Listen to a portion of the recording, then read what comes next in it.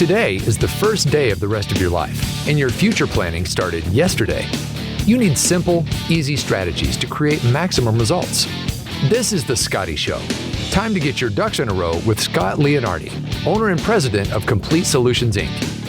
As a certified financial fiduciary with 25 years in the planning industry, Scott helps educate you on how you can make the best decisions for your family and your finances, and helps you get your ducks in a row for your incredible future. Let's get started. Hello and welcome to The Scotty Show with Scott Leonardi. Scott, what's going on today? Hey, brother, how are you doing today? It's a beautiful day. Yes, it is. It's always good to be back with you. I know that every time we get together, I'm going to learn something. So I love that. Oh, well, I like that too. I like your attitude towards our show. That's great. It's great. Well, I think a lot of people that are listening have that attitude. And so today, I'm hoping that you can clear some things up for us because you're going to be talking about the ABCs of annuities. And I know that annuities can be confusing, right? I mean, so that's number one. And I don't want to be, this show isn't about me, but I remember hearing years ago that annuities were just, they're not good. People are just trying to sell you stuff. But in doing research and learning from you and talking with others, I know that there's a tremendous amount of information out there on annuities. And sure, there's probably some ones that don't fit the right people, but there are some annuities that are really good from my understanding. So where do we start with this topic today? Well, yeah, Eric, you're 100% right, and my mantra has always been education. You got to get the proper education. Mm-hmm. There's so many misinformation out there, so many facts out there that people are trying to spew all over the news, the news waves or the the internet, and it's just not accurate stuff. So I'm excited to do this class because again, if people learn a little bit more about specific topics and issues with annuities, you can find that they could be very excellent products for you if they're used properly, and that's kind of the key. Well, let's start at the beginning. How long have annuities been around? Well, ironically, a lot of times people don't know this, and they think the annuities are a fairly newer type product, something brand new. But actually, most historians give credit to the Romans for actually creating the concept of an annuity. The Romans, right? And a couple years back. Yeah, a couple years back. 1759. 1759 is when annuities were first brought to America. 1750. That's 262 years ago. Kind of crazy. Wow. When they first brought to America, they were actually offered only to church pastors in Pennsylvania. So good old PA started the whole concept. They weren't really offered to the regular public, to other people until like 1812. But still, that's a long time ago, right? Yeah. So they've been around for a long time. 1905, Andrew Carnegie actually founded the Teachers Pension Program, which actually started using annuities. I mean, they formed a company in 1918, I think. The Teachers Insurance Annuity Association. So again, it's been around. Annuities have been around for a long, long time. And of course, have changed over the years, but they have definitely been a financial product for years and years. So okay. All right. Yeah. So if you had to define what an annuity is for our audience, I mean, I'm sure it's obviously back in the Roman time it was slightly different, but what would you define an annuity as today? Well, it's kind of a simple concept. I say an annuity is a long-term contract between you and an insurance company, where you actually make either a single lump sum payment or a series of payments into this product, into the savings account. And then you have some different guarantees and benefits by doing that. And I refer to it as a long-term contract because with annuities, they'll typically, you're going to keep them in with a certain company for a certain period of time, maybe a 3-year program or a 5-year, 7-year, 10-year. So it is something that you're going to put in and you're going to keep for a while, not something you're going to do and then give up in a week or two. And I think that's one of the areas people kind of run into some problems. So, all right. Yeah. So I'm sure there's different types. Well, I know there's different types of annuities. I know of 2 of them off the top of my head. I've heard of fixed annuity and I've heard of a variable annuity. But are there any others? Yeah, so those are 2 of the most common that you hear about. But, really, you can kind of clump these into, about 4 different types of annuities. And, of course, there's always variations with different insurance companies of the different product lines, but basically 4 types. The first type is an immediate annuity, And, of course, the second one is that fixed annuity that you had mentioned. And then, of course, the other one's the variable annuity that you mentioned. And then there's kind of a cross blend. I call it a cross blend between a fixed and a variable. And that's called the fixed equity indexed annuity. So yeah, there are several types of annuities, that's for sure. All right. Well, I guess that would lead me to my next question. Can you explain them, what each one does and how they work individually? Sure. Yeah, sure. So the immediate annuity, the immediate annuity is something where you actually put a sum of money into a contract and you generate income immediately. Okay, and immediate annuities have been around for a long time. As a matter of fact, I met with a client about 3-4 weeks ago. We were kind of talking through different products, and he had mentioned annuities. He goes, I would never want an annuity. And I'm like, wonder why he's saying that. What kind of facts did he got or didn't get right? Mm-hmm. And I started talking to him and learning about what he did. Well, him and his wife were both state teacher retirees, right? STRS. And I said, well, you said you wouldn't even want to own an annuity, but you already own 2. And he goes, well, what are you talking about? I own 2. We don't own any annuities. I said, you sure do. Those defined pensions that companies offer you, defined pensions, what you get a pension once you go to retire. Mm-hmm. And you basically just showed up and didn't get fired, put X number of years into a company, and they gave you a pension, right? Well, those pensions are paid out in annuities. And sometimes people just don't kind of realize that. And it actually says it right on the statement. And he said, my goodness, I didn't even realize that was the case. So the immediate annuity, you put the money in, and it's going to generate income. And there's a variety of different options to pick, when you start to generate that income, whether it's a lifetime pay or a payment that pays to me, and then I pass away, my spouse gets a certain percentage of that. So that's kind of how an immediate annuity, kind of works, generating income right away. So got it. Okay. Yeah. Just on immediate annuities, what do they start at? I mean, as far as like somebody says, that sounds interesting to me. What are we talking about lump sum that they would have to pay right off the bat? Well, it depends on different companies, but there's companies out there that start out annuity deposits at $5,000 and go clear up to $1 million plus. But obviously, if you're going to you wanted to create some income right away, obviously your single deposit's got to be large enough to create that income to kind of have it make sense. But the nice thing about that immediate annuity, the beautiful thing is once you start that income, it's typically going to pay out for life. So now you're not having to worry about that income ending. And you probably know, we talked about this in another podcast. One of the biggest fears that retirees have is what? Am I going to run out of money before I run out of life? And that guaranteed check coming in every single month, guaranteed until the day the Lord comes and takes you, that's a pretty nice benefit. Now, you got to look at all the other benefits and make sure it fits into your plan, your retirement plan, to be able to think to utilize that. So, but immediate annuities are used regularly with defined pensions. Interesting. All right. What about the fixed annuity? Well, the fixed annuity, and I kind of summarize this up as being, kind of like a CD, right? A fixed annuity is very similar to a CD. So, that fixed annuity, you go and you put $50,000 into this fixed annuity. Well, your principal is going to be guaranteed. Your principal is going to be guaranteed on that, and you're typically going to earn an interest rate. And usually there's 2 interest rates. One's the current interest rate. What is it paying now? What is it paying this year, first year? And maybe let's say that's just off the top of my head, maybe it's a 3% current interest rate. And then again, it has typically a minimum interest rate. So after that first year, the first guaranteed period, it's going to pay out at least a minimum amount of interest. And again, in a lot of cases, you'll run across a fixed annuity that has a minimum of a 1% interest rate. So the beautiful thing about that product is, again, your principal's guaranteed. You're going to get that current interest rate that might be guaranteed for more than the first year. It might be a couple years of the initial rate, but then it's always going to pay a minimum interest rate no matter what. So again, a very excellent product if we're looking for a no-risk type situation and we want to try to earn a little bit more interest rate than a CD. And generally speaking, annuities typically will pay a little bit higher interest rates than CDs. So again, another great product if we're using it for the right thing. And that's the key. You got to use the proper annuity for the right situation and based on your specific portfolio needs. Okay, so you said the principal's guaranteed, correct? That is correct, yeah. Okay, so let's take that example you gave, $50,000. So with a fixed annuity, the principal being guaranteed, if you're not taking money out right away because it's not an immediate annuity, so you're waiting a certain amount of time, and you're guaranteed the percentage rate, right? Correct. Does that mean that if you're not going to take money out for 10 years, that the principal and the earnings from the percentage rate that was guaranteed, is all of that guaranteed at the end of that 10 years? It is, yeah. Okay. Yeah, so what's going to happen is you're not going to have any type of a market downspin. You're not going to lose any principal because of any type of a market downspin, and it'll pay out at least the minimum interest rate on that specific fixed annuity. Okay. So again, All it's right. a great CD alternative. Again, you're looking for somebody who wants the guarantees. They're not want to take any risk in that with that specific amount of money, but they want to earn, some interest. So it works wonderful. All right. Yeah. Well, And variable you know, annuity. Yeah. So before we get into variable, perfect Sure. example. We hear all this stuff on maybe we hear it on the radio or we look it up and we Google it, right? Mm-hmm. We always get 100% all the facts on Google, right?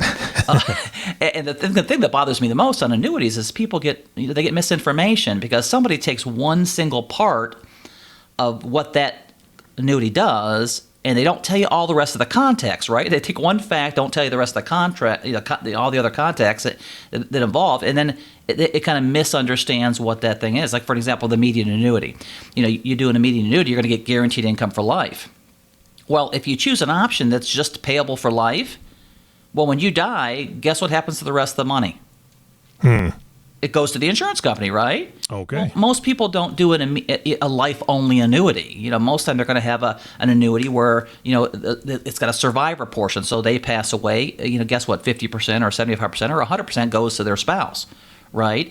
Gotcha. Where some people says, well, listen, in the immediate annuities you can never do those because again the insurance companies hopes you die so they can keep your money. Well, that's not accurate at all. But guess what? They surround that around that situation. So that's a perfect example of how somebody takes one specific part and calls it bad, right? Like same thing with a fixed annuity. Another thing that I hear regularly is, well, annuities have high rates. They're high costs. They're very expensive. Well, with a typical fixed annuity, your principal's guaranteed. You're going to earn a minimum level of interest, and there's no fees at all. Not one single fee. So you can't just say annuities have crazy high fees. Again, you have to have all the contests. Yeah. So that because it's important to kind of understand that, right? Yeah, absolutely. And again, it has to fit your specific scenario. And that's what you do every day with your clients is you create these plans that have all the pieces in place, and it's got to be the right piece with the right fit. You're absolutely right. It's got to fit into what your whole package you're going to do. Now, you asked me a second ago about the variable annuity. Yeah. Well, again, it's a variable annuity. Is, again, generally speaking, just like it sounds, variable, which means it can go up and down. So with a variable, your balance can go up, your balance can go down. So you can actually lose money in a variable annuity based on what the market's doing or whatever it's invested in. Now, there are some different riders you can add on, income riders and different things like that have cost factors that can maybe guarantee the income but not necessarily guarantee the principal amount. So the variable will take a little bit more risk. Now, again, with anything, you take more risk. Is there a potential higher upswing? Well, typically, yeah. There is. So you take more risk. Potentially, there's a higher upswing. But also, if you're participating in that higher upswing, what do you got to also deal with? The potential down, absolutely. Potential down. So it could have some, potential negative account balance situations that occur. And the variable annuity, that's the one that typically has a lot of fees. So if you're hearing somebody say annuities have high fees, typically, generally speaking, they're talking about the variable annuity because there are a whole variety of fees that are attached with that variable annuity. So, kind of interesting. Okay. And obviously the fees are spelled out, I would assume, with whatever you're doing within the variable annuity. Like you said, riders, I believe. Yeah, ironically, it's funny that the fees are spelled out, but nobody reads all that stuff, right? So I always tell people, you got to make sure you know all the fees of a product, right? You have to understand the good, bad, and the indifferences of a product. And if you have a current variable annuity, call into the insurance company and just ask the insurance company, please tell me all the fees that are happening in my annuity right now. What exactly are my fees? And surprisingly, you're going to find out that there's typically more fees than you think there are in the annuity. Like, for an example, the variable annuity. It does have a guarantee. Generally speaking, most of them have a guarantee, but the problem is the guarantee's at death. So you put $50,000 into the annuity, and it goes up to $55,000 the next year, then it goes down to $49,000 the next year, and then, God forbid, it goes down to $45,000 the next year. Well, generally speaking, if you pass away, well, you'll get the whole $50,000 you put in, less anything you've already taken out. So you do have a guarantee at death. Well, most time people don't want a guarantee at death; they want a guarantee while they're alive. Well, if you put some money into a contract, and it's worth less than what you put in, and you die, and you get all your money back, what is that called? Insurance. That's called life insurance. Exactly right. So the variable annuity actually will have a mortality charge in there, a life insurance charge inside that contract. So again, there's a lot of multiple fees inside that product. You just have to know the fees. Now, I'm not saying that the variable annuity may or may not fit what you're trying to do, but you just got to know the fees. And that's the one that tends to, you hear the bad rap about high fees. They tend to talk about the annuities. But again, what do? it's kind of like fake news. What do? They say, oh, all annuities have high fees. Well, that's not accurate. Yeah. Learn the facts and then determine, hey, is this something that, kind of would work in your portfolio, get you to the desired results that you're trying to go for. Yeah. The last one you said this is crazy, riveting stuff, isn't it? Yeah, well, I mean, it's one of those things where somebody has to call a professional because you just, again, I love Google for a lot of things, but finding facts is not one of them. Yeah, exactly right. It's tough. It's tough to find out. Google's like angels from heaven and Lucifer. That's what Google is, right? Yeah. Because you can find beautiful, wonderful things on Google and horrible, nasty stuff on Google, right? Yeah. Any good thing you could find negative and twist it all around, and that's kind of the key. Find the facts, become educated, and then make a good decision. That's what you got to do. Yeah, absolutely. All right, fixed equity indexed annuities, I think, is what you said for the fourth one, and I haven't heard of these before, so what exactly are those? Yeah, and these are also excellent products, again, if we're using them for the right reason, right? So this is kind of a cross blend between the fixed and the variable. And what I mean by kind of a cross blend, fixed meaning the principal's guaranteed. So if I put, again, $100,000 into this fixed equity index annuity, the principal's typically guaranteed, right? So I put $100,000 in, the principal's guaranteed, meaning I'm never going to lose a nickel of my principal because of a market downspin. Now, I could lose some principal if we had no return and I have a rider on there and there's a rider fee. But the point is you're not going to lose any principal whatsoever based on a market downspin. So now we got the element of protecting the principal. And then once interest is credited to the account, you're not going to lose that interest because of a downspin in the market either. Mm-hmm. But the nice thing about the equity index, it allows you to invest into an index. So, what's an index? Well, like the S&P 500. That's one of the most common indexes out there, right? 500, one of the most consistent producing stocks in America is the S&P 500, large index. The Dow Jones. There's multiple different indexes, and insurance companies have created a variety of other indexes that are very, very attractive. So it just allows you to invest in a larger pool, right? To give you a better chance of having a positive return. Maybe a better interest rate return than putting your money right into the savings account or what have you, right? So you got the ability to earn a little bit better of a return, which kind of makes it for a nice situation. So you got some of the guarantees and a chance to try to chase a better return than you may get in a savings account or checking account, because we know those banks are paying massive interest rates in your savings account, right? Yeah, absolutely. I think you can bury your money in your backyard and probably get a higher interest rate than in most banks today, right? Seriously. Kind of crazy. But again, one other very neat part about that, again, that fixed annuity, a fixed equity index annuity, your principal's guaranteed, and we get a piece of the upswing. And I always tell people you get a piece of the upswing, meaning, let's say that index had an 8% return this year. Right? Had an 8% return this year. Well, guess what? You get a piece of that 8%. Right? Because there's typically a margin or a spread or a participation, meaning there's a cost factor to have that, right? So let's just say, for an example, easy math, let's say the margin or spread's 2%, the account's up 8%. Well, guess what? The insurance company keeps the 2. They keep the margin or the spread, and you get the 6, right? Okay. Kind of a pretty good deal. Now, let's say the next year or the next period, in the next benefit period, let's say that index is minus 7%.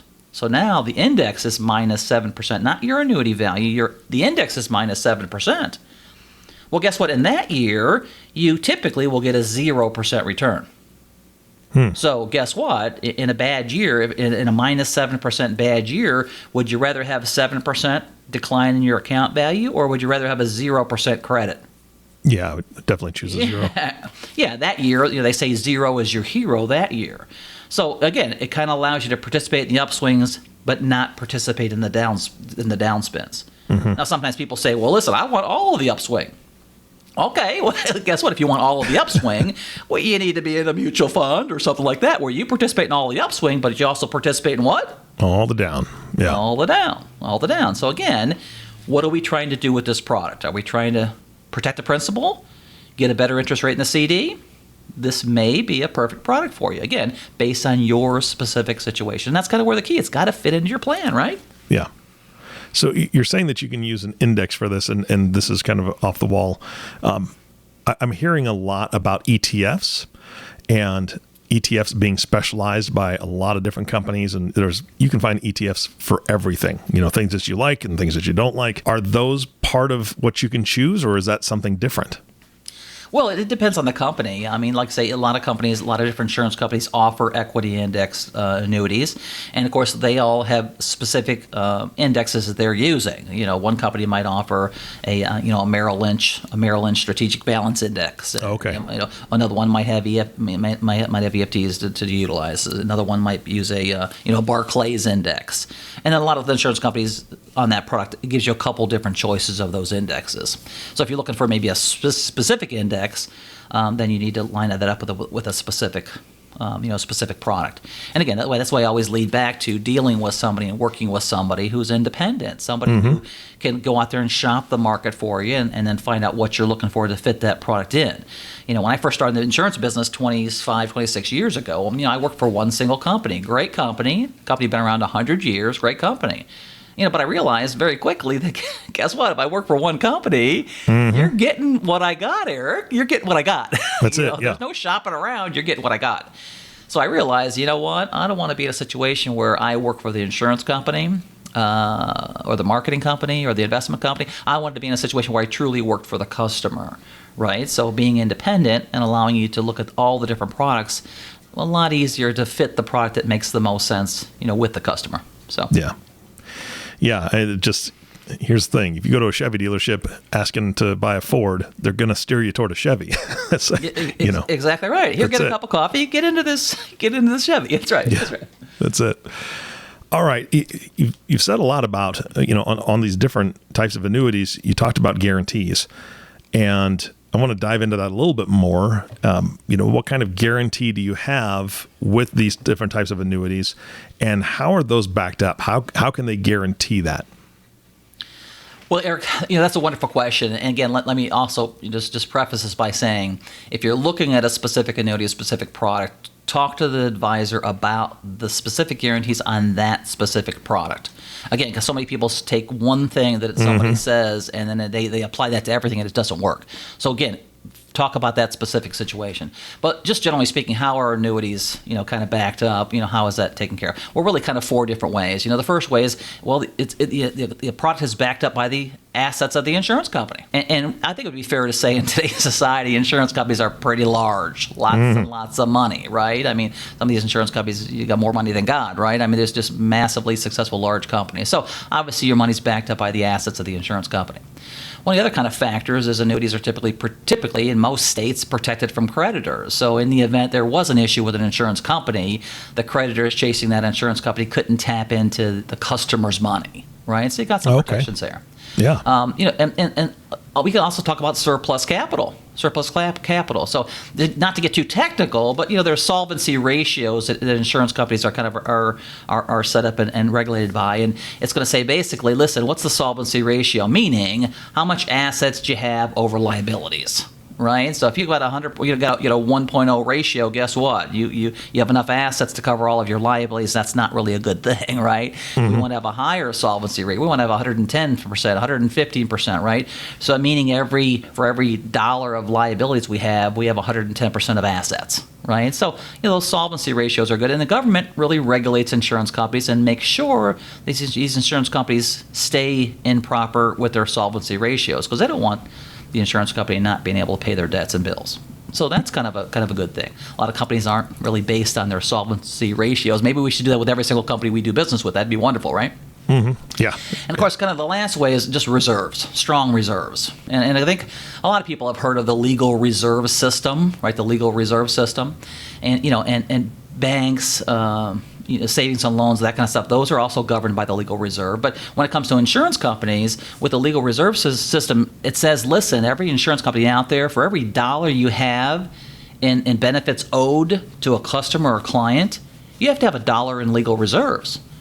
So if you have $100 million worth of client's money out there, liabilities, benefits to the client, you have to have $100 million of cash reserves to pay off all that potential benefit. So that's kind of pretty strong stuff, right? Yeah, I mean, no if you've got cash to back it up. I mean, again, I mentioned the legal reserve system also, deals with banks and savings and loans and that kind of stuff. It works a little differently. Of course, that's regulated by what? Everybody's heard of it. A little concept called FDIC, right? Federal Deposit Insurance Corporation, right? Which that is nothing more than the government. I mean, the Federal Deposit Insurance Corporation is a kind of a branch of the government, branch of the United States government, and their whole focus is to help protect, depositors' money. Right? But it's kind of interesting when you kind of start reading through that, the Federal Reserve Bank, based on how much they have to set aside compared to annuity companies is not even the same. So the government's a lot more stronger on companies, insurance companies, annuity companies, to make sure the money's kind of there, which is kind of important. That makes it pretty darn strong. So, Scott, what you're saying is that the government has tighter regulations on companies than it does itself. What? Yeah. Shocking. That's really kind of. And again, I'm just this is my opinion, generally speaking, right? But I read off the internet the other day. The Federal Deposit Insurance Corporation (FDIC) is an independent agency of the U.S. government. That's, of course, there to protect the funds of the bankers piece, right? But it says FDIC insurance is backed up by the full faith and credit of the United States government. Who's currently in trillions and trillions of debt. Now, in the past, that's been pretty comforting, And again, I'm not anti-government. I'm not saying our government can't back us up. But what I'm saying, in the past, it's a little different. But I mean, the last time I looked at the U.S. debt, we were $28.5 trillion in debt. So how much credit? How much credit would you give the U.S. government? You know what I'm saying? And again, I'm not beating up the government. I'm just saying, there you go. Now, again, don't take this as me saying, the bank's the bad place to put your money. There's no guarantees. Pull your money out of the banks. That's not what I'm saying. Banks are safe and secure, and the FDIC does do a wonderful job. In most cases, if a bank would go out of business, they are really designed to pay those funds back to the customer very, very quickly. Now, there's no specific time frame that says they have to pay it back, but generally speaking, they do a very good job paying that money back to the customers very, very quickly. In the unlikely event that a bank in today's society would go out of business, but guess what? Crazy things happen in today's society. Would you agree? Absolutely. Crazy things. Exactly right. So my point is, listen, but think about this. Insurance companies, money in insurance companies backed up by cash, money in the banks backed up by government insurance. I mean, you know what? Just take that and chew over that for a little while. Do what you want to with that, audience. There you go. So a lot of safety and security in that situation. So, absolutely. Yeah. Scotty, this has been fantastic. This is much needed information. Obviously, the lesson is speak to a professional. If you're listening to this and you're thinking, okay, this is a possibility for me in my situation, I like the sound of guaranteed income, so on and so forth, you've got to speak to somebody.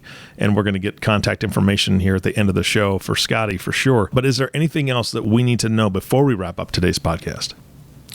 Well, Eric, one thing that we kind of really didn't talk about yet, and that is a concept called surrender charges. And again, another misconception out there is people think, well, I put my money into an annuity and I can't touch it for 10 years, or I can never get it out, or whatever.